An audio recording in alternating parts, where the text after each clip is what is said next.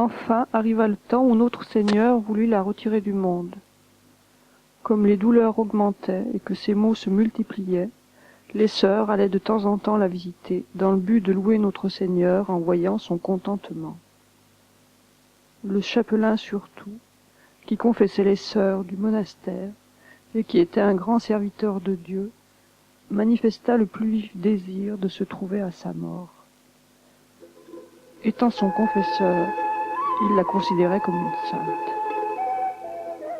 Dieu daigna exaucer son désir. La malade avait reçu l'extrême onction et conservait une complète lucidité d'esprit quand on le fit venir pour la réconcilier, cette nuit-là s'il en était besoin, et l'aider à bien mourir. Or, un peu avant 9 heures, et un quart d'heure environ avant d'expirer, elle fut en sa présence et celle de toutes les sœurs entièrement délivrées de ses douleurs. Elle leva les yeux avec une paix ineffable. Une telle allégresse se répandit sur son visage qu'il était resplendissant.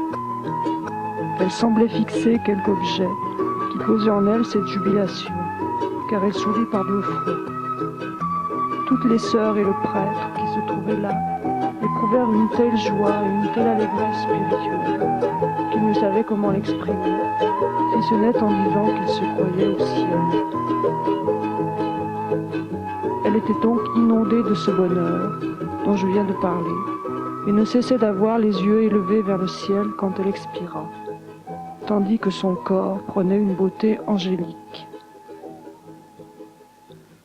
Nous pouvons bien croire, d'après les lumières de la foi et la sainteté de sa vie, que Dieu l'a introduite dans le repos éternel en retour du désir si ardent qu'elle avait eu de souffrir pour lui.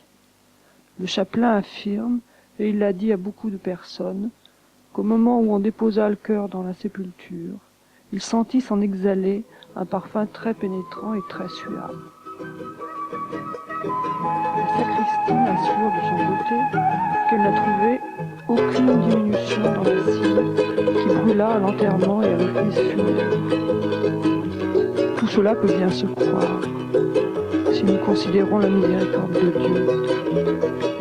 Je racontais un jour ces choses à un père de la Compagnie de Jésus, à qui cette sœur s'était confessée durant beaucoup d'années et avait ouvert son âme. Il me répondit que tout cela ne lui paraissait pas exagéré et qu'il ne s'en étonnait point, car il savait combien notre Seigneur se communiquait à cette âme.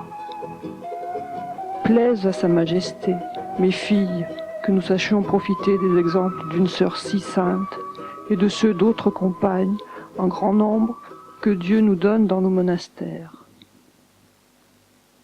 Peut-être je raconterai quelques faits de ces ferventes religieuses avant d'encourager à marcher sur leurs traces celles dont la générosité est faible, et de nous stimuler toutes à bénir le Seigneur, qui fait resplendir sa grandeur dans de pauvres petites femmes.